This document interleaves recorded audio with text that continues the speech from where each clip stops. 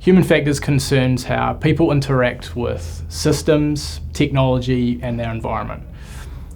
Driver monitoring systems are required to detect very complex human states and behaviours. And so for that reason, it's crucial that they're built using a deep understanding of human behaviour.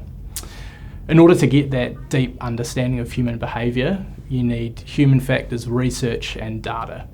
So that means collecting data with drivers in simulators, on test tracks, on road, and naturalistic driving data, such as the 9 billion kilometres and counting of naturalistic driving data that Seeing Machines has.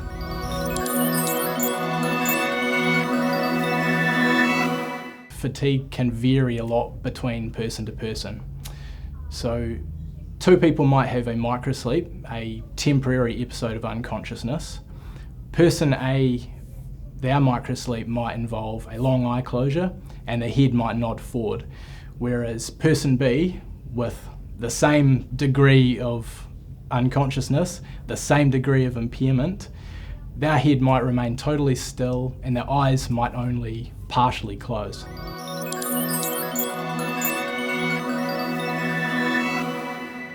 The most simple and well understood type of distraction is a single long glance away from the forward roadway. Many distracted behaviours don't actually meet this simple definition though. For example, visual attention time sharing is where the driver glances back and forth between the forward road and a secondary task, such as checking a cell phone or fiddling with the radio. This might go on for up to 20 to 30 seconds. And during this time, there might not be a single glance that is itself longer than 1 or 2 seconds. Yet the driver can be just as dangerously distracted as a driver doing a single long glance away. Distraction can also manifest as owl or lizard behaviour.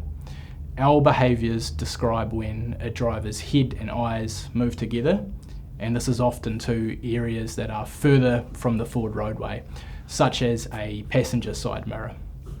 Lizard glances describe when the eyes shift but the head remains still. And these are often to areas that are closer to the forward road.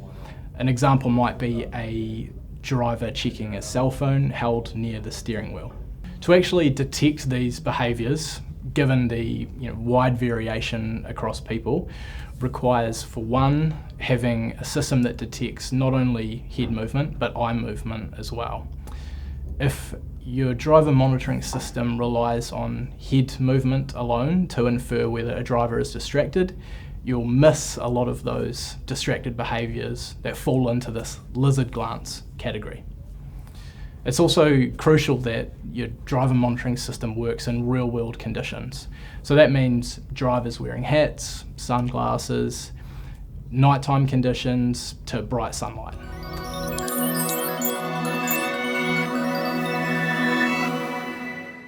There are direct and indirect methods for driver monitoring systems. Camera-based systems are examples of direct methods, and hands-on wheel sensors and sensors that detect whether the vehicle shifts inside the road lane are examples of indirect systems. The best approach is to use camera-based systems.